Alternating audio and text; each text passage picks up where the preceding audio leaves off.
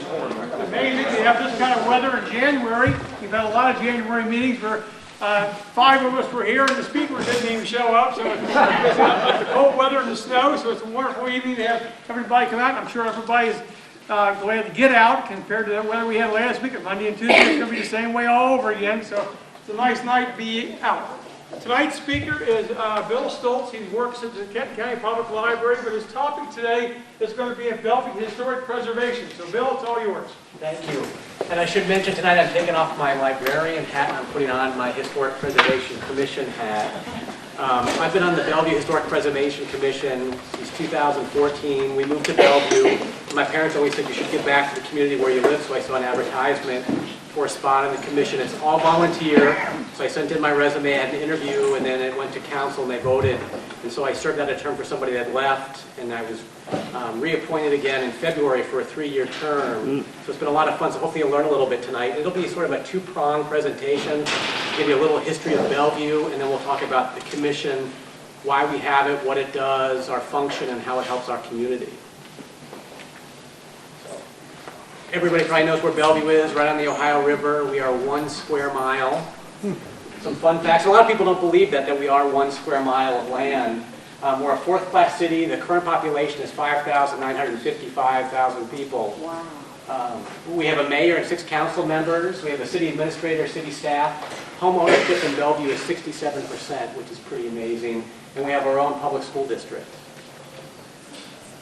So this is the website, Preparing for the Future.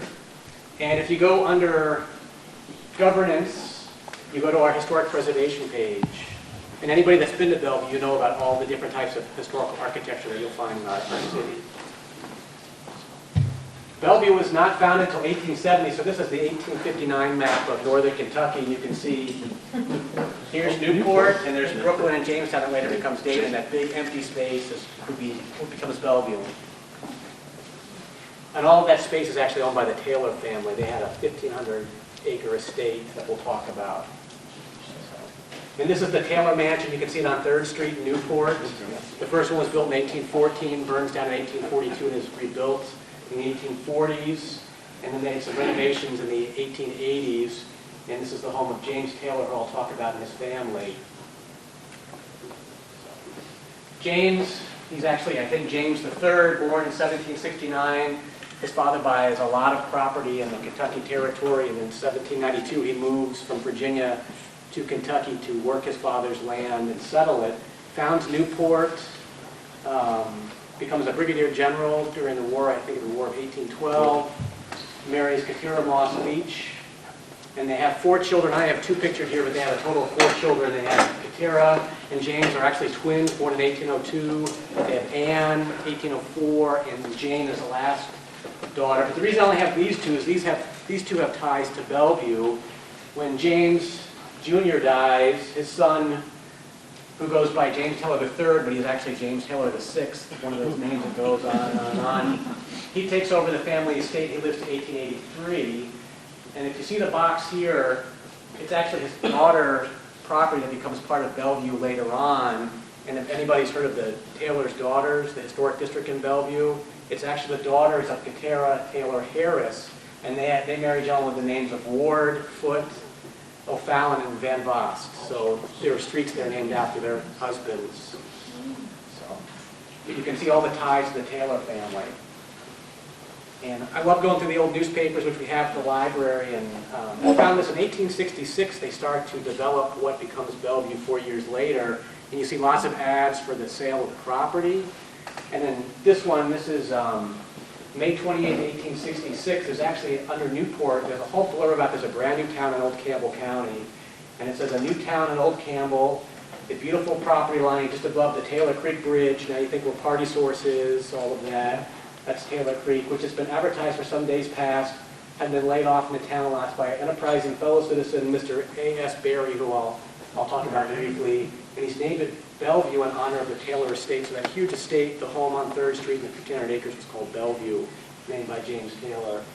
And there's going to have an auction to sell off the property, and we predict that a beautiful town will soon spring up. And the property is only 8 squares from the ferry, so actually 8 business blocks from the ferry to take you over to Cincinnati across the Ohio. And this is A.S. Berry. He's actually Albert Seton Berry, and he's a member of the Taylor family. He's the great-nephew. His grandmother was James Taylor III's sister, and she moves to northern Kentucky and marries James Berry. They have Albert in 1836. He graduates from Miami University, I think in 1856, goes to Cincinnati Law School, comes back and is elected prosecuting attorney for Campbell County, I think in 1858, 1859. Civil War breaks out, so he joins the Confederacy and served with the Confederate Marine Corps, believe it or not. And I read somewhere that he was like 6'6" or 6'8", a big target. Comes home, is elected mayor of Newport, serves as a Kentucky state senator, and then he is elected to the U.S. House of Representatives from 1893 to 1901. And he's a judge. What's really interesting in 1866 is he is advertising in the city directories as attorney at law, real estate agent, and general collector. So as a member of the Taylor family, he actually designs and sells off the lots that become Bellevue and names it. And his father actually founded Jamestown, which becomes Dayton, and their farm or estate was actually in Jamestown in the Dayton area. So this is March 15, 1870, and the Kentucky legislature actually incorporates the city of Bellevue, and this is the whole act about, it's like 2.5 pages about the different things to make Bellevue a town in Kentucky. And number 5 talks about the boundaries, and you can see how Bellevue expands from 1870 until today. It's going to be a separate voting precinct beginning at the east line of Newport, so sort of along Taylor Creek, along the Ohio River, thence up the river to the east of Mrs. Harris's land. That's Katara Harris, whose daughters, the names are the streets. Then south to the lands of the Highlands District, which later becomes Fort Thomas. Thence to the Newport line, thence back to the Ohio River, so we're almost a large rectangle. And we'll grow after that. And so this is Bellevue in 1883, and you can see the town portion is the pink there. That's the town that A.S. Berry lays out, and the rest of the blue is farmsteads and homes, and that'll become settled later on. You can see Highlands with Fort Thomas, the city of Dayton, and Newport. And you can see the C&O Railroad track that cuts through, which is still there today. And of course, when you build a new town and have all this property, you want to start selling things. And so over the next 20 years, you see lots and lots of ads for sale. And what's really interesting is all the female members of the Taylor and extended family that own much of the property and sell much of the property. For example, this is July 10th, 1883, and they're redistricting 2 areas of property, and it's going to be separated between Josephine Ward, who was actually the daughter of one of Georgiana Ward, Anna O'Fallon, Georgiana Foote, and Virginia Van Vost. And so these 4 sisters, actually 3 sisters and their niece, are dividing up more property to sell in 1883, which were passed down from their mother. So it's really, especially in 1883, I think it's really interesting that it's actually the female side that actually owns most of the property and is breaking it up and selling it. What's also interesting, often you see a lot of the lot sales. This is 1881. And these are all the people that are buying property, selling property, or buying property in Bellevue. And if you go through these sale lists, you'll see Van Vosts, Foots, and so on. So the family owns a huge chunk of that, and they're dividing it up into lots and selling it. So a lot of their wealth came from that. Yeah. And then in 1884, I found this really little blurb. This is April 12th in the Cincinnati Enquirer that mentions that Bellevue is going to expand and annex property. 1870, Washington, and that is the eastern border of Bellevue. And so between Washington and Dayton, there's that big empty strip. That was a Harris farm. So in 1884, that is annexed by Bellevue and becomes part of the Bellevue and runs all the way out to O'Fallon. So this is what the town of Bellevue looks like in 1883. And I just mentioned Washington now, which is almost in the center of Bellevue, is right here. That's the eastern boundary. You can see Taylor family still owns. He dies in 1883, but you can see the estate. There's still a big chunk of the estate that later on becomes part of Newport. This is East Newport here, and here's Covert Run. Like Gilligan Stadium is here now where the ice pond is. You can see the railroad tracks. So it looks a lot. It looks very similar, but there are also a lot of changes in the built landscape there. A Bellevue timeline, as I mentioned, incorporated 1870. The first school opens in 1871. They build a 4-room building, I believe, where the high school is today. It's 4 rooms back in 1873. 1873 to 1874, the Sacred Heart Church is constructed and opens. 1884, I mentioned the annexation of the land. Everything east all the way to Dayton becomes part of Bellevue proper. 1889, the Chesapeake and Ohio Railroad, which runs right through Bellevue. They open a depot at the end of Retreat Street, so you can actually catch the train to go to travel. 1910, the Alcazar opens where the Marianne is at the theater. And then 1902 to 1920, you've heard of all the Ohio, the bathing clubs and the bathing beaches. The Ohio was actually low enough where you could wade across the Ohio River, so there are all these beautiful white sand beaches on the Kentucky side, and then Bellevue and Dayton. So this became a real hot spot for people to travel to spend their weekends. The 19-teens and 20s, the city expands south towards Bonnie Wesley subdivision. That's where I live, but that becomes part of the city in the teens. 1937, the flood runs all the way up to almost with the railroad tracks. 1980s, I-471 goes in, so we now have that modern border with a highway there between Bellevue and Newport. And then in 1987, the Bellevue Historic Preservation Commission is created. Some other things to think about: 1890s, Bellevue gets a streetcar. Think about 125 years later, we're hearing about streetcars in Cincinnati, but Bellevue actually had a streetcar that came through at one point, so nothing there. I found it interesting, the Sacred Heart gave all their services in German. I think it's 1889 that St. Anthony Church on Poplar opens to provide English-speaking church services in Bellevue. The Irish, yes. And something that a lot of people don't know about with the history of Bellevue is the history of pigeons, pigeon racing. There's a gentleman that also had pigeons that he sold to the U.S. government up until the 1950s for communication.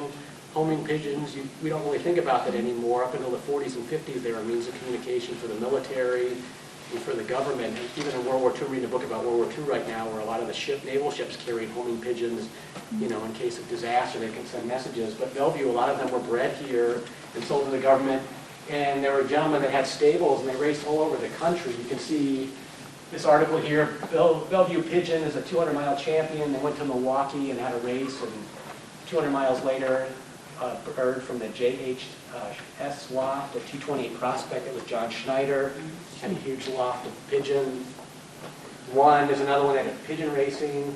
The earliest one I found was up in the left-hand corner. This is March of 1892, and they're forming the Crescent Homing Pigeon Club in Bellevue. It was going to be a pigeon club for all of northern Kentucky, based out of Bellevue.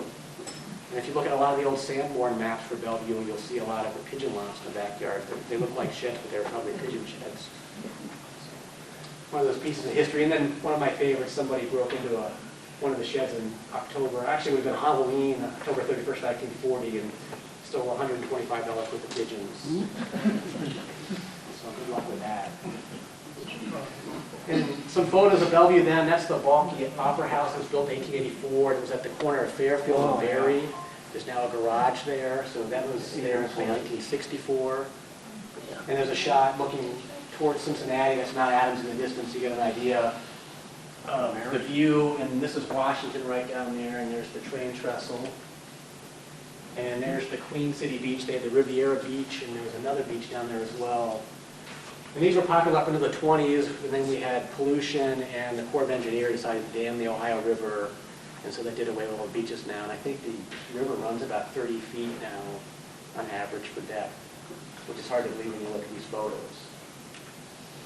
And there's Bellevue Beach today. Yep.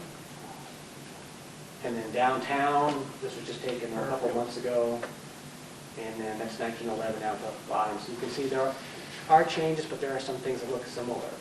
And we've done a nice job in keeping, I think, the historic fabric of Bellevue. And so, as I mentioned, I'm on the Historical Preservation Commission, and this is right off the city website. It mentions our community has worked hard to rehabilitate, repair, and renew our historic building stock. We believe these continued historic preservation efforts enhance Bellevue's identity both aesthetically and economically. It's a big part of what the city does. Mm-hmm. And we have a really diverse array of architecture. You name the architectural style in American history, and we've got everything from the Art Deco of the Marianne. I mean, it's kind of fun because you get the Art Deco from the 30s and 40s of the Marianne. And this is a Victorian-era commercial building right next to it, so you get sort of the young and the old. That's a Queen Anne with a turret. These are Northern Kentucky townhouses. You have a bungalow, and I think that's Italianate. Not the best when it comes to architecture, but you drive around, it's just amazing when people come into town and they see all the different types of homes that are still in Bellevue. So what we do, we were created in 1987 by a city ordinance. The mayor and the council, they were concerned about the history and the buildings in Bellevue, and they wanted to preserve them. So they passed an ordinance, and it's 1987-153.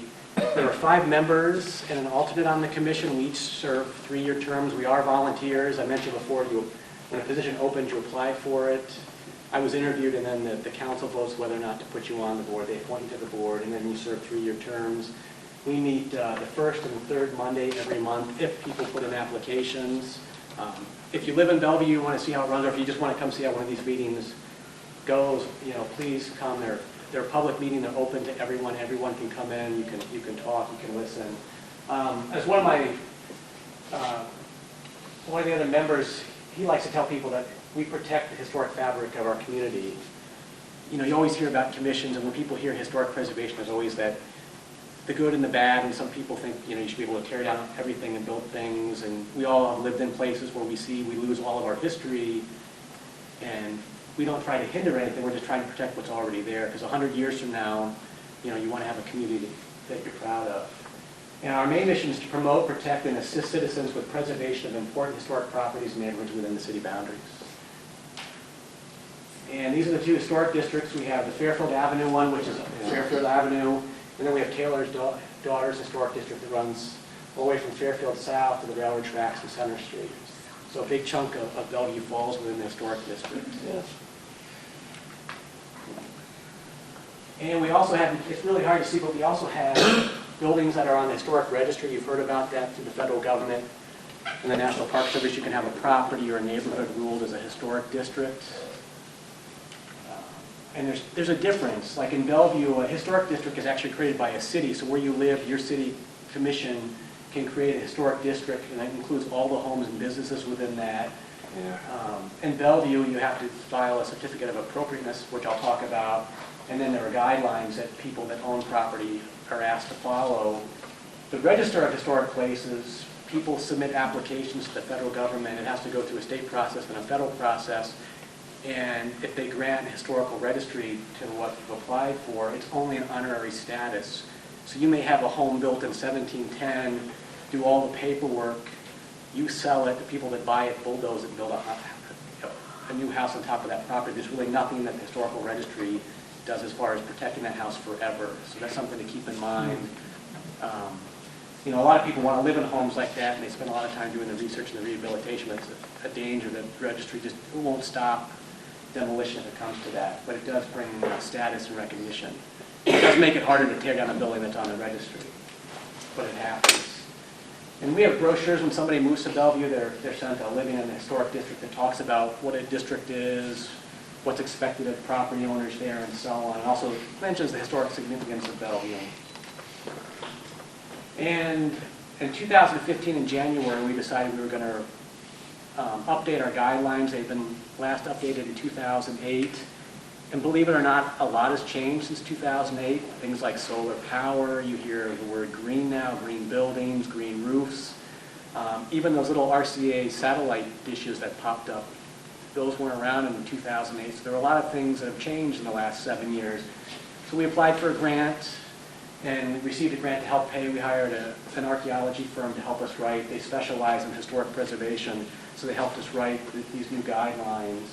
We had public input. We had a committee that was made up of the 5 commissioners. Jody Robinson is the assistant city administrator and the historic preservation officer. She oversaw that. And we also asked for people from the community. We had 5 people that volunteered their time.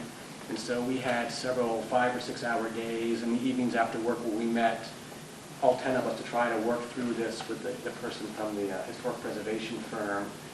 And we also had public hearings so people could come in and talk to us if they wanted to. And then when we were finished, I believe we were finished in May or June, we sent it to the council and they voted unanimously to accept these new guidelines. So it was quite a process. I bet we probably put in, I'd say, each one of us over 100 hours of personal volunteer time to try to make sure these were written not only for people to understand, but also to serve as guidelines for people. And I'll show you some examples of what's in there. It's really a nice tool, and I think it'll be a good model for other communities. And it makes my job as a commissioner much easier now because you have these rules that you can go to and it spells almost everything out. And it mentions, you can't really see what I have in yellow, but it mentions the purpose of the Historic Preservation Design Review is to provide the Bellevue Historic Preservation Commission with standard criteria on which to base preservation decisions in the district. So when people come to talk to us about windows or doors, we can refer to this, and it spells everything out, so we have clear guidelines on what we can, how we can rule, what we can say, and what people should follow. And it really makes life a lot easier. And it's also a great tool for people. A lot of, right now people are moving back into the urban core. A lot of people are interested in buying historic homes.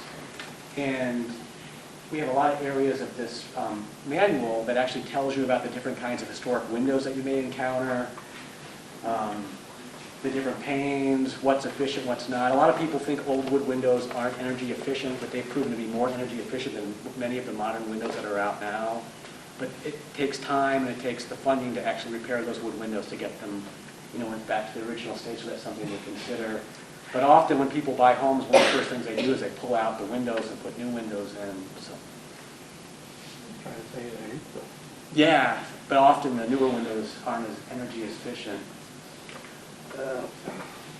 And then we also have guidelines. Say you buy a house and you don't know if it's a bungalow or it's a Queen Anne. We have a whole chapter devoted to different types of architecture. Describes when they were built, the popular eras, when they were constructed. Gives you resources so you can do more research about the home. And it also lays out the basic floor plans. And so you know when you get a home what the style is. And then we have, I mentioned before that we have a certificate of appropriateness that people have to go through the city to fill out, and then it comes to us. And this outlines what needs to be done, and it only refers to external work and the home, parts of the home that can be seen from the street or from the public. And so things like windows or doors, new roof, things like that you would come in. But if you're doing basic upkeep on the house like caulking, things like that, those are things you don't have to fill out a form and come in front of the commission. It's those big things that may change the look of the home. If you have like a Queen Anne, you're going to tear down the turret and build a tower. Those are things that you would have to come in front of us and planning and zoning to do. And so this is the certificate of appropriateness. You can get it on the website. You can get it at the city building. So as I mentioned, it's the exterior alteration visible to the public. So any part of the house, fences, driveways, things like that fall under this, and then you would have to fill out a form. New construction, if people are going to build new homes or buildings in Bellevue, there are certain things we look for and we ask them to do. And I do have to say, I lived in the community before, and they're undergoing a huge issue right now. They have this beautiful downtown area full of homes and buildings. In the last 5 years, it's at a major university. All these outside groups have been coming in building 10 to 12-story apartment towers for the students, and they've changed the whole dynamic of the downtown. And it's last time we went back, it's my wife's hometown, we went back, and you can't even recognize it because they built these like 12-story dormitory-style buildings next to buildings that are 150 years old, and so you get this shadow, but they don't really have anything, and it's up to the commission, the city council there, and they have really loose planning and zoning laws. So that's something you have to think about with your communities. Sometimes do you want like a 12-story apartment tower built downtown next to a 180-year-old church? So it's those pros and cons that we all have to think about. Demolition and relocation. I don't think we've ever had a home relocated in Bellevue. If we have, it was a long time ago. And this is what the form looks like. You can go out as a PDF. You fill it out if you're a property owner, and it asks the kind of work you're doing. And you can also attach things from if you have a contractor, so they can put estimates and things like that. The more information, the better for all of us. And these are some forms. I brought in an example, some basic ones. This was a home on Division Street. And so what happens is they fill out the form, they take it to the city building, Jody Robinson looks it over, and the Bellevue City staff actually types a staff report that tells us a little bit about the home, some history of the home. They go into the guidelines, they list all the guideline sections that this specific addition or work falls under. So this gives us a guideline, so we know to go to like section 21, letter C, that describes that, so it gives us a guideline on how we should rule. And then they give a summary on what the staff thinks we should do. And we also have now, in the last year, we've started, anytime somebody comes in with a piece of property, we vote whether or not it's a contributing or a non-contributing structure to Bellevue. contributing means it's of historic value to our community. Something like, say, a Queen Anne style home that was built in 1900, that's something we consider contributing. And usually things that are contributing are anything built before 1945. It has to be 50 years or older. Sometimes you get buildings that might have been like American Foursquare at one point, but when people bring it in, it's no longer the original home they've built. Additions on it, they've built garages. Modern shopping centers we wouldn't consider contributing to the area. And so we as a commission vote whether or not we think it's contributing or non-contributing to Bellevue. So they turn all of this stuff in, and we get it over the weekend, so I spend my Sunday afternoons reading all of these reports and going back through the guidelines. Yes, in my spare time. And then the first one was for a door. Somebody was putting in a screen door, and you do have to come before the commission for that. And the second one was a home on Lake Street, and I'll show you some pictures later. You've heard of, there's Robeson Avenue in Bellevue. There was George W. Robeson. He was a distiller that built a home, and I'll show you a picture in Bellevue, I think in the 1880s. But he ran a distillery that was about a mile down the road. And so they built a huge home. They actually had two homes in Bellevue. One is no longer there, but on Lake Street, Robeson is where this home is, and a couple bought it, and they're applying for federal tax credits, state tax credits, and their goal was to rehab the home so they want it to look like what it did back in 1884 with the original. One of the homeowners actually spent about 4 months trying to track down. There's an architect out of Cincinnati named Desjardins who designed homes all over northern Kentucky and Cincinnati and Chicago. And she was able to actually find a sketch and blueprints for the home in the 1880s that this architect designed. And they want to take this home and make it look like it did 120 years ago. And so I'll show you photos of the back porch. They have a 2-story back porch that they want to renovate and bring back to its original condition. And so they came in front of us. And this is a house on Lake Street. And then that's the 2-level brick porch, or wood porch that they're going to restore. And it's a pretty phenomenal house. It's actually the top. You can't really see, but the whole roof is shale. And in the front of the house used to be all shale. It's really a neat home. And that would be the northeast corner of the back of the house. And then the brick on the left side, that used to be an empty lot. And on the other side of Ross and Robeson was the second Robeson home that's no longer there. They're putting up townhouses now. And this is the home circa 1913. And you can see the porches here. And that's one thing I like about this job, because when people have these homes and they contact us, I try to go in and do a little bit of historical research before the meeting so I understand when the home was built, if there's any alterations, like Sanborn maps. I love because you get an idea of what the house looked like in the early 1900s. I think the earliest Bellevue shows up in that is 1909, but you get a good idea of what the outside of the home, at least the shape was. And it really helps sometimes when we have people come in with these older homes that we have to vote on something. But that's Clara Robeson. And often people will bring in the architectural plans, and you can see they hired an architect to take a look at they actually had an architect and an engineer come out and look at the porch. And this is just one phase. I think they're going to redo the roof and do some other things to bring it back. It's really an amazing piece of property. And what's really interesting is just down the street, we actually had our first solar power COA about a year ago. A gentleman went completely solar, and he came in. It was the first time we had dealt with solar, and he actually has a garage out back, and he was mounting the solar panels on the garage. And we okayed it. Our only concern was the reflection of the sun off the neighbor's house. And people went out and took a look to make sure it wasn't reflecting. But when he installed it on the garage, you can't even tell. The panels are so thin. They're like a half an inch thick now, and they weigh under 10 pounds. And so he has a 120-year-old home that's completely powered by solar energy. But it was the first time anybody had come to us to say, we'd like to install solar panels on the house.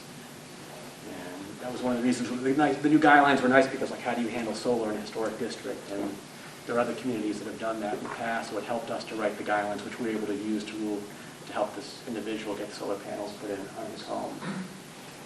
So other things we do, we offer grants for preservation work. We give up to $1,000. So if you're a property owner in one of the historic districts in Bellevue, and you're doing work, say you have to replace windows or a door, roof work, things like that, you can come and apply for a grant, and once the work is done, we can approve it, you get up to $1,000 for that work.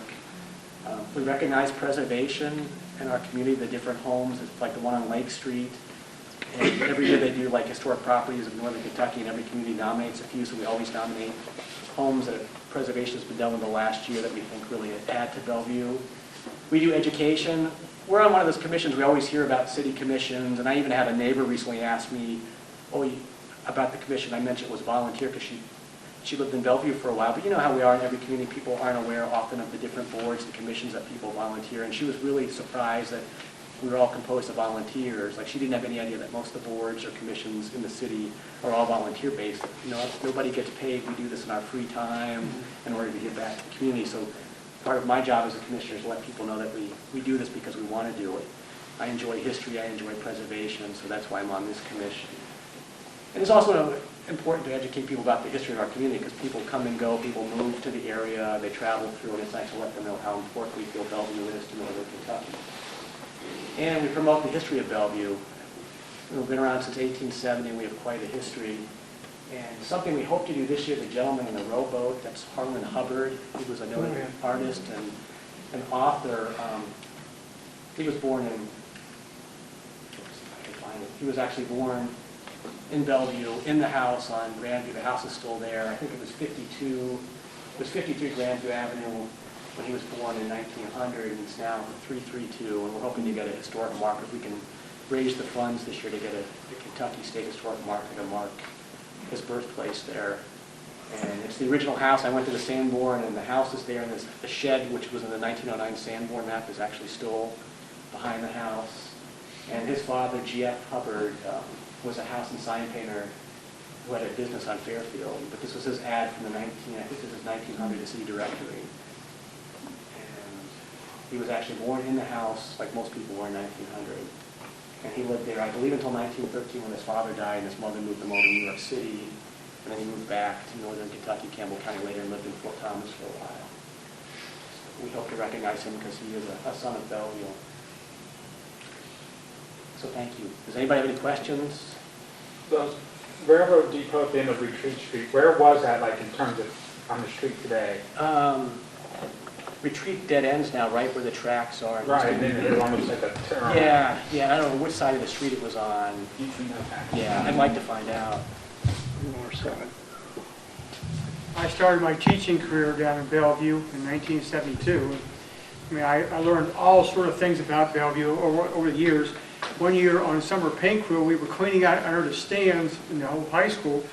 We came across these odd-shaped, like box-like things made out of metal. And I don't think people here remember Joe Kohler, the teacher at Bellevue? Yeah. Well, Joe said during World War II, they had rifle practice inside the gymnasium. Yeah. And those were the traps. I mean, the guns were still there. Yeah. They were still in the lockers under the stands in 1972. Well, he had a rifle club on Saturday. Fired down in the He gym. told me all And that. after I practice said, were can you for imagine 22 giving rifles. somebody a rifle today instead of shooting them in the side of a gymnasium? And what kind of problem there would be with that? I mean, he ran it. He ran it. I know, Joe was quite of a guy. He's a former Marine. Yeah, I know. But you know, he never left the States. He played basketball. Yes, he did. Another thing, with, the high school was adding an addition on to build a library. The whole city is built on a sandbar. And they couldn't find anything to build this building on. So they brought in two railroad car tank cars, cut the ends of them off, upright them and dropped them in the ground, and filled them with cement. And that entire addition of the high school is sitting on railroad cars upright that keeps it from moving. That's the only way they could do it. There was no rock anywhere to build that addition on. When I taught, when I first started there, I was in Center Street School, which was the old building. Yeah. And when the railroad came past, that entire building would just really shake. Yeah. I mean, my desk was shaking like that. And my first couple of weeks, I mean, it just drove me crazy. And after a while, I didn't even pay attention anymore. Right. Kids were so used to it, the noise of the railroad going through there. But it was amazing to me that the whole city is just a sandbar. I just couldn't believe that. It was all, part of the river basin at one time. That's right. What, if anything, is happening with the Marianne Theater? They're stuck. It's going to be a brewery That's their latest Yeah. plan, That is the latest plan. latest plan. Yeah. And still show movies? Yeah. No, well, they could. I think they may, it's a possibility, they're not gonna show like new movies, but there's a possibility they're gonna put a screen in there and keep some of the seats. Okay. Where are they gonna park the cars? There's no parking in Bellevue, that's the problem. I park in Bellevue. Well, if you wanna have a crowd to go to some, you ain't got anywhere to go. That's- Not on the streets, you can't park in the streets. I always, People live there, you can't park extra cars down there. well, in Fairfield, there's always parking. No, not always, not always. I always have good luck, but No, I'm just saying, if they want a brewery down there, want people to come and do business, they gotta have a parking lot to stick the cars. that would be something for the city council, not the historic preservation. Well, I'm just saying, you saying they can't build anything in Bellevue because it's preserved. That's what I'm trying to tell you, where you're gonna go with it. Everything's tied up in your little program here. Actually, no, it's not. You can, if you wanted to build something, you could come build something. But you gotta knock down the building, the park, level something out, and you said you can't knock it down. I didn't say you can't knock things down. You're saying it's damn hard to do it. Actually, no, what I'm saying is we're here to preserve the fabric. Well, I'm just saying that you got everything locked up in a preserved area. How are you gonna But knock that's anything part of the down? nice thing about Bellevue, is that we actually have this history. You go to other communities throughout the country that they no longer have their history or their fabric anymore. Well, I'm just saying, if you wanna grow business for a brewery, you gotta have a parking area for the cars. And you block it out. We can talk afterwards. Well, I'm just saying, you got some problems. What I can say is the brewery wouldn't come to Bellevue. Expand the if boat you dock, didn't let think everybody Bellevue come was on, such that's a- my thought. Anybody else? Yes, sir. Yes, sir. From the time Bellevue was founded, was built, were the railroad tracks always elevated all the way through No, that was town? part of the thing in Bellevue, they wanted them elevated because the community, so I think that was in the 1870s, 80s, they actually raised them up. Because I have a picture, and it may have found its way to Bellevue, I think I might have given it to Tom Woodhorn, of the three houses that are right below the trestle on Berry Avenue. Okay.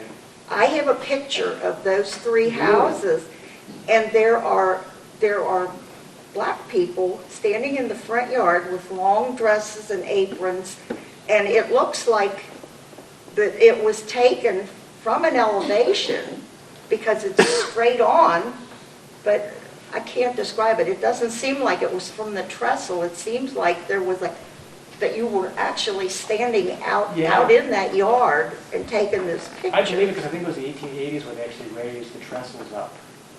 And I know, because I've been doing research about Bonnie Leslie, because we're thinking about putting Bonnie Leslie on the National Registry of the whole neighborhood. And I think it was around the turn of the 20th century where it was very difficult for people from Bonnie Leslie. They were a whole separate area from Bellevue to get to Bellevue because of the tracks. And so they petitioned the city, and so Bellevue and Newport fought about who was going to pay for the tracks to be elevator right, sort of at Berry and all of that. Okay, that picture might be in that book about Bellevue. Oh, I got it home off the look. I'm not sure. I'll have to go look. Van Bost or Van Bost? Bamboo. Van Bost. Yeah, that's what the people in Bellevue call it, bamboo. That was the Either one. Van Bost is what I've heard. Anglican. Maybe it was. Why did Anglican. Virgil's close? I have no idea. It broke my heart. That broke my heart. Yes, sir. Restaurant. Maybe three different branches of the family that was in Bellevue between late 1870s and the early 1900s. Do you guys get any kind of genealogy-related records at the city level that would be helpful? If you come to the Kenton County Public Library, we can definitely set you up. What form are they in? Microfiche? We've got microfilm, we've got access to the latest databases, we've got family files, we have local history files. You got all the basic original owners on up? That would be on file. nice. I don't know if we have all the original owners, but we probably can But find pretty quite a good few. start, huh? Yeah. And the 1883 address. Those are not online, huh? No, some of the city directories are. Bellevue shows up in the city directory starting in about 1870, 1871, and I know like the historical society here has many, like I think 1872. Now, this is downtown Covington, right, library? Yeah. Yeah, 502 Scott. I want to see it anyways. I won't see you over there, you'll probably be working. I I will. Now, Grandview Elementary School is another interesting building. When I was up there painting, I asked Joe about why the building looked the way it did. And there's an original building, and there's a building at the bottom that are separated. Well, there's a spring running out of the hillside there. And if you go between the top building and the lower building, you go an elevated walkway, there's a great big area below it, and that's where the spring is coming out of the ground. They had to completely build around the spring, so there's two separate buildings. But it looks like one building, it's actually two separate buildings with a walkway between them. That's the only way they could build it. There's Where was one this running at? out of the side of the hillside there. Huh? Oh, Grandview. Oh, I couldn't- Yeah, Grandview Elementary School. Okay. Did the street numbers change on Fairfield Avenue? Yes, Okay. Bellevue, they changed in 1904 and 1905, and then I think they changed it again in 1930. Okay, because my sister owns a home that's been in our family on Fairfield ever since it's been built. It's 209. And we were going back, I was doing genealogy, and I was going back, and the house numbers weren't matching up, and I was confused on. Yeah, and you can see like Harlan Hubbard was born at 53 Grandview, and it's now 332, so. Bigger streets like Fairfield, they just shifted by a few numbers. The Sanborn maps, like the 1909, should tell you, it should have the old address and the new address. I was able to get on that genealogy, genealogy.com, is that what it is? Something on the computer. You can go back and see the, what's it called, where the people, the census. I Yeah, guess. that's another Way good back tool to when, use. You can see the family name and everything then. Yeah, because they changed all over northern Kentucky, because Newport changed fairly early. Covington wasn't until 1917. Bellevue was 1904, 1905, and then I saw a news article the other day where in 1930 they were notifying people in Bellevue that they were changing street numbers again. So do you work at the Kenton County Library as well? I do, in local history and genealogy. hangs out there. Okay, well, I've been to some meetings because our family's from Germany, and it was hard to go back and research once, you don't know German, and so they came straight to Bellevue from Germany, so, wait, that's as far as we got. Yeah, you can come in, I'm there most days. Okay. One of our speakers last couple months ago was Don Tolzman. He's a German-American that does that kind of stuff. Yeah, this is basically, have to go to Germany to get the rest of the records. Now, you can probably pick up a lot of it here. There's a Yeah. lot of, Bill and his staff are great. They will help you with anything you need, and you should go up there. Brand new, second floor is all history and genealogy. Or I used to be on the, you would send reminders, I guess monthly or something, you have meetings. Yeah, genealogy, the fourth Monday of every month. And get a library card, because you can do access to a lot of things from home. Yeah. It's real, like fold3.com, and a lot of stuff you can, with your library card number. Yeah, you can access everything but Ancestry from home. Ancestry.com. Yeah. Yeah, come in and see us, because we can help you out. okay, we're going to go ahead with our business meeting. So at this time, I will call upon our treasurer, Steve Battistone, for our treasurer's report. Hit him too quick with it, he wasn't ready.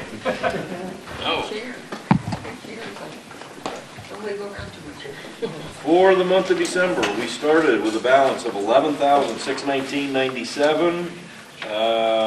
Had $180 in dues we collected, $100 for technology sponsors, $28.70 in donations, $300 of donations toward our scanner purchase, our microfilm reader scanner. Our Kroger program, which I think we're going to talk about a little bit later, we picked up $42.99. We sold $24 in publications, $2.30 for copies, and that big interest from our huge balance picked up another 50 cents. We had no expenses, so we wound up with a balance of $12,298.46. Our current balance toward that scanner, I was really, really happy. We're gaining ground on that. We're up to almost $2,000 in there. Thanks in big part, we had a donation from an out-of-town life member of $1,000, which was huge. I was elated. But the donations are coming in from a lot of different people, so that's a real plus. It's nice to see everybody contributing a little bit. And we've had donations of $10, and we've had donations of $1,000. So Every little bit helps. Thank you. Can recognize Martha Belfry and Darrell Polly as outgoing board members. Ken presented Darrell with a plaque for his many years of service to the organization, and Martha had received a plaque at the 25th anniversary event.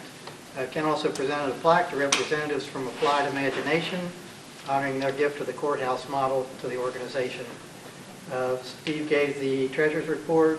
We had $11,619.49 as a balance. We had a membership of 275. Jan reported that the newsletter would go out at the end of December. I think it actually went out the first week of January. Marvin gave a report on the cemeteries. The VFW in Alexandria had taken over maintenance of the Robert Shaw Cemetery at Grandview and Lick Branch Roads. St. Paul United Church of Christ Cemetery behind Southern States was restored this year, and Martin reported that 110 private cemeteries have been identified in the county. Pam Casebolt reported that we currently had 13,258 records on file for the veterans files, and we're continuing to add to that collection. Steve reported that we were looking for funds to purchase a new microfilm reader. And we had some donations from Jeff Weimer, who donated a binder of information on the Mead family, and Charlene donated books by Campbell County author Nathaniel Southgate Shaler. And under the other category, Steve asked people to sign up for the Kroger Rewards Program so we could get some funding from that. Also, I think we've got laptops here tonight. We're going to assist people to sign up if they so choose. And finally, the History Day event is scheduled for March 19th, and the keynote speaker will be Don Tolzman, who will give a talk on the suspension bridge. Okay, thank you. Jan, paid membership? Well, the number keeps rising, which is a good thing. We had some new memberships turned in tonight, but as of last count, 105 paid up members. 32 of those are life members. Plus 32. 137 total. Oh, 100, yeah, right, Yeah. and 32 of those Yeah. are life members, yes. So 105 Yes. paid. Yes, 105 regular, regular, plus 32 yeah. life. Yeah. So, if you should have gotten your newsletter, there's a membership form, a renewal form. If you didn't get it, let me know. I know of one person it didn't get to her, but we've taken care of that. So let me know if you didn't get your newsletter, and please pay your dues as soon as possible. Book God's Hill by Nancy Orlando, and also a roll of microfilm that was marked post offices. But tonight, Paul Sherini, and I'm sorry if I butcher your name, I always do. I always do, that's my fault.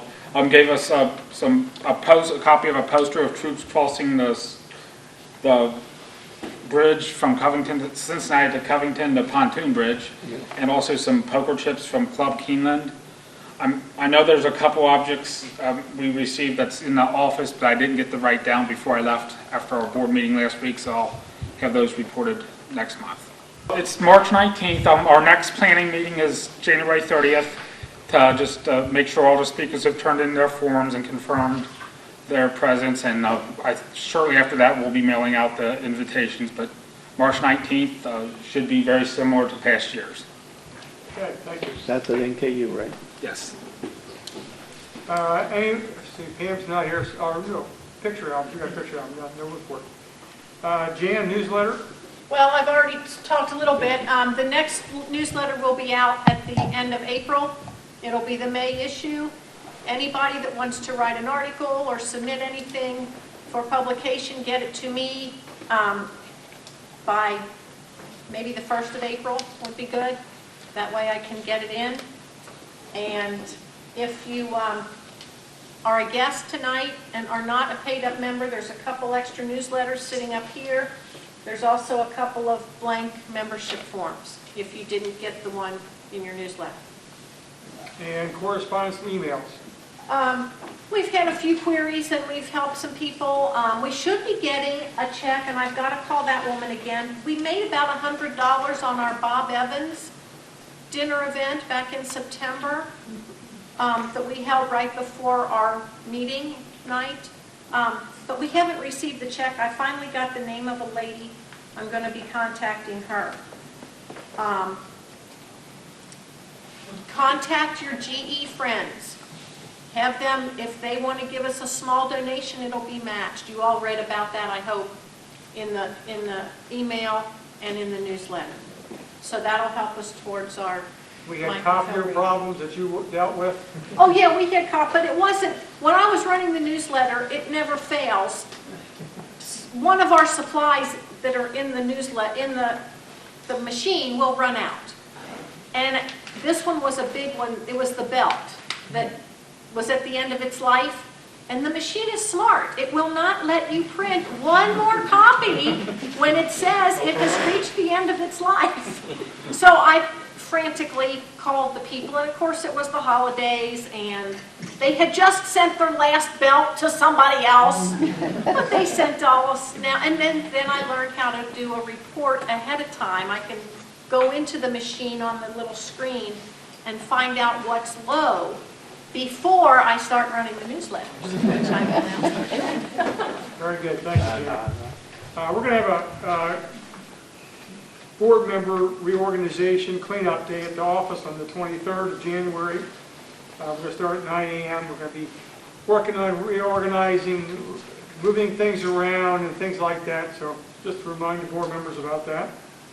I worked on some light bulbs. The fiscal court, trying to save money, put light bulbs in up at our office, and there were 60-watt compact fluorescents. They put out about 5 watts of light. It was so dark in our office, it like you had almost like that to see what you're looking at. So I went down and quietly bought new ones and put them in, and it made a big difference. So I'm going to continue that throughout the entire part of our room there and put larger bulbs in. I'm just not going to tell them I did that.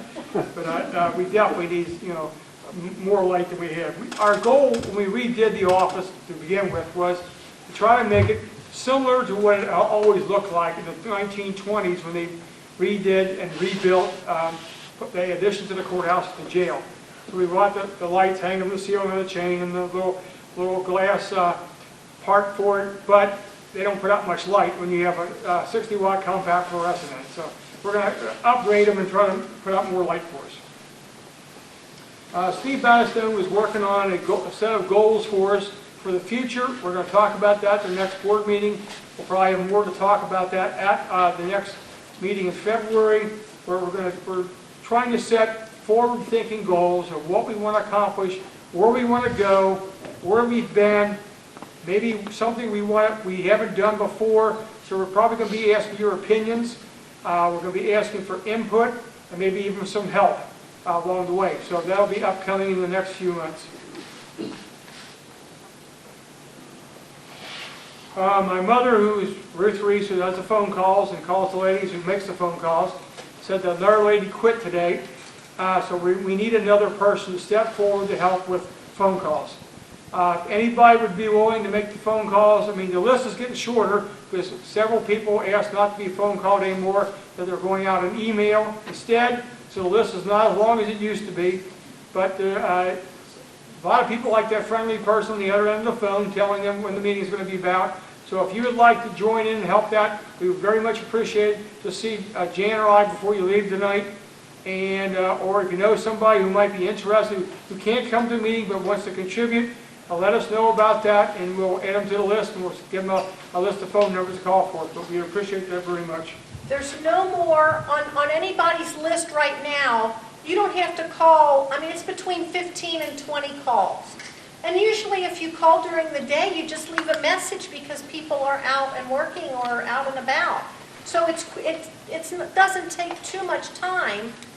And if she doesn't get another person to help, though, then the people who are doing it now, their lists will grow because we'll have to divide that person's names up among the others.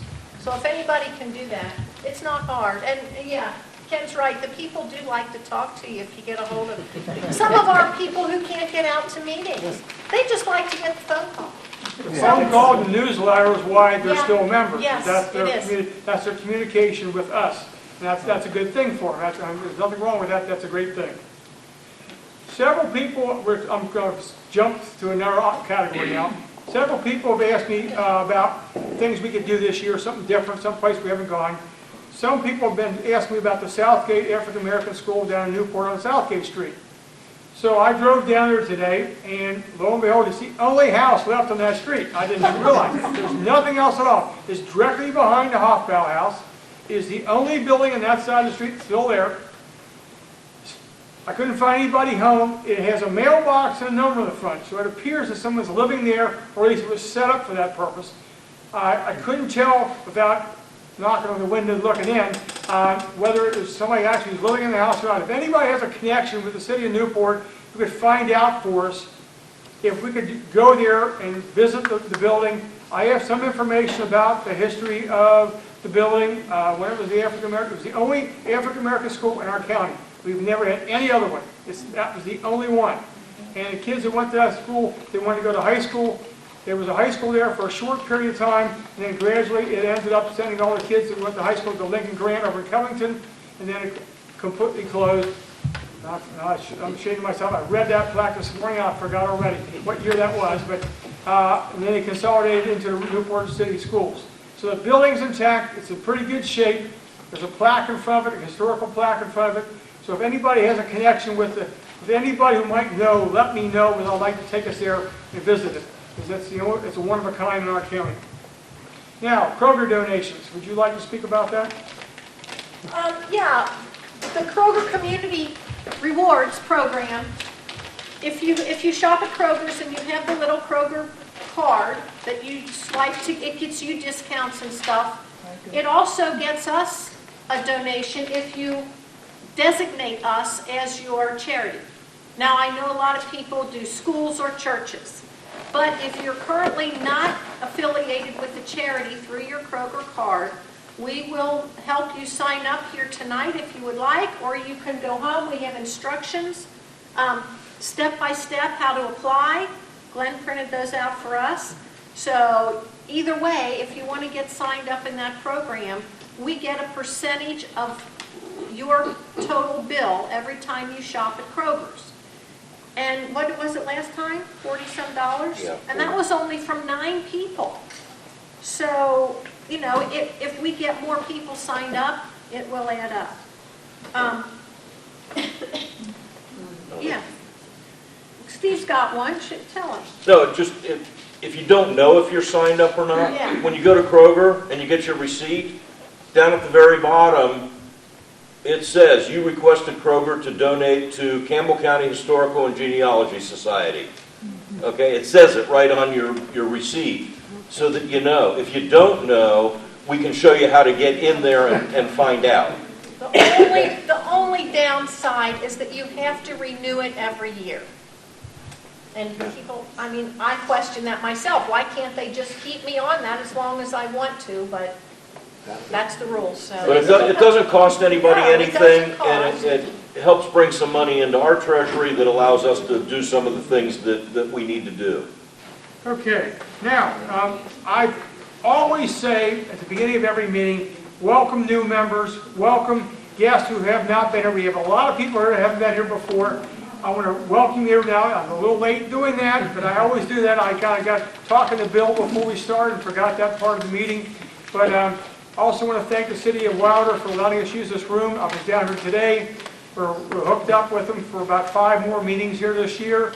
It's a great place to have a meeting. Handicap accessible. We've got an elevator, centrally located, so it's a great place to have a meeting, and they've been very cooperative to us for years. And speaking of that, we'll talk about future meetings.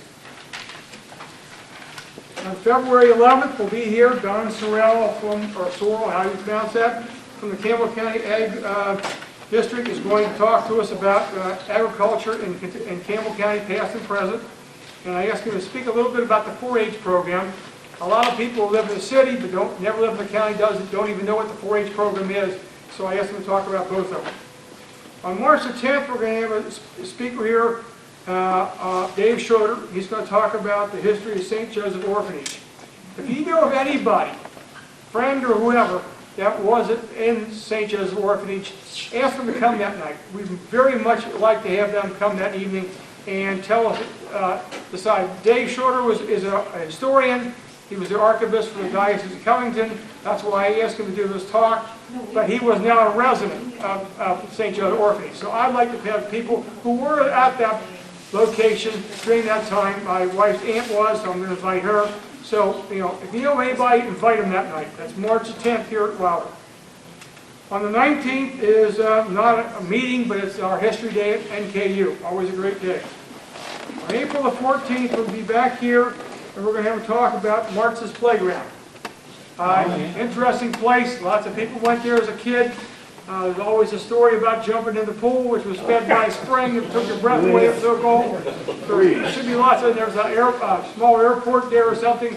Lots of stories about that. So if you know anybody who was participating, worked there, whatever, ask them to come to that meeting.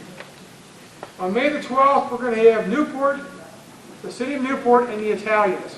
We've had a lot of people ask about that. Pam Casebolt wrote 2 books for Arcadia on that, so we're going to meet at Newport Public Library. I went down there today and got that book for us. So we're going to meet down there, and I thought it's appropriate to talk about Italians, Newport, and Newport, so we might as well go to Newport and have the meeting. On the 9th of June, we're going to be here in Wilder again, but we're going to be down at Frederick's Landing. That's where we have our outdoor picnic each year. We have our summer picnic there, as well as honor our Volunteer of the Year. So be sure to come to that. We don't have anything for July yet, but we're working on it. Also in July is Backwoods Farm Tour, which my farm will be on that. August 11th, I talked to Dr. Brian Hackett, and we're going to go to North Kentucky University to visit the log cabin they've got there. I was connected with that for years. It's the Gosney log cabin that originally was located back the road from where I live in Grants Lake. Mr. Turner, who ran the bank, wanted to play cards. He was a Baptist. His wife didn't approve of playing cards. So he had the cabin moved to Alexandria, behind the bank, down by the lake, and told his wife it was a bathing house where he'd change his clothes to go jump in the lake. They played cards there all the time. I'm sure she knew about it. But so eventually, the bank was expanding and it had to come down. So Mr. Russ Stevens, I don't know if anybody remembers Russ Stevens, but I worked with him in the 70s. He decided it should be saved. So he was in the construction. He had 2 guys with bulldozers pick up either side of the log cabin like this. They backed a tractor trailer underneath of it, sat down on top of it, and moved it to the park. It sat at A.J. Jolly Park for probably 10 or 12 years. There was going to be a whole series of cabins there. It never happened. It started falling apart. Dr. Claypool at North Kentucky University wanted to put a 1-room log schoolhouse down there at the Northern. So he wanted to get this. I argued with him for several months. It was never a school. It was a house. It was never a school. So I said, if you're going to connect me with this, you make sure the plaque in front of it says it resembles a school. It was not a school. So it says that if you read it in fine print, but it does say that. Anyway, it sat down there in disarray, falling apart, and now it's being worked on by Dr. Hackett and a group from Northern, and they're redoing the entire building. So it's going to be a really neat place at some point. So I always refer to it as Campbell County's only mobile log cabin. It's been knocked down to 27 twice. So I don't think any other community has a cabin that's been like that. So that's going to be an interesting thing. We're going to meet at the university to see that. I have nothing for September yet. In October, we're going to be here, but we're going to be upstairs in the room. And then that's also November is also our election night. And then December the 8th, we're going to be back here. The Hills Kentucky Dulcimers are going to play for us again, like they have for the last 3 or 4 years. So if anybody has an idea of some place they'd like to visit, I've got one tonight of Dick Riesenberg, who was a fire chief at Southgate during the Beverly Hills Fire. He's giving talks now. That might be an interesting talk. I was teaching at Bellevue during that time period. Our entire school was at Beverly Hills the night before for an athletic banquet. A lot of the kids that I taught who were juniors and seniors were volunteers for the Bellevue Fire Department. and they helped move the body bags out of the refrigerator truck, which said Kroger's Meats on the side, because they eventually covered up. It was a disgusting thing. I think Dr. Stein was talking about that. But those kids moved the body bags in and out of the army so that bodies could be identified. So I have a close history with it. To this day, I don't go into any building without knowing where the fire escape is. I will not sit down in the theater until I know where the fire escape is before I sit down. So I'm going to try to contact Dick Rosenberg and see if he'd be interested in giving a talk. So that might be one of the things we'll fill in at the end of the year. But if anybody else is somebody else that you would like to bring in as a speaker, or if you would like to speak on some subject, something you're very adamant about, and you've done a lot of research, or a place you want to visit, like the Southgate School, or any place like that, someplace we haven't been yet. We've been to several hundred places in our 25 years, so I'll be willing to go to any place you want to come up with. Just let me know what it is, and I'll do my best to get our foot in the door. And that's happened several times. We didn't get our foot in the door, and we were down at OLP one time, and the person who was supposed to give us a tour wasn't there. So I waited until a resident came out, put my foot in the door so it didn't close, and we all went in. Probably not legally, but we got into school that night. So that was the only way we get in, because the person didn't show up for us. So come up with some ideas like that. I'd be glad to research and get us in those buildings. Anybody else have anything else to add for tonight? Thank you very much for coming. Have a very safe trip home.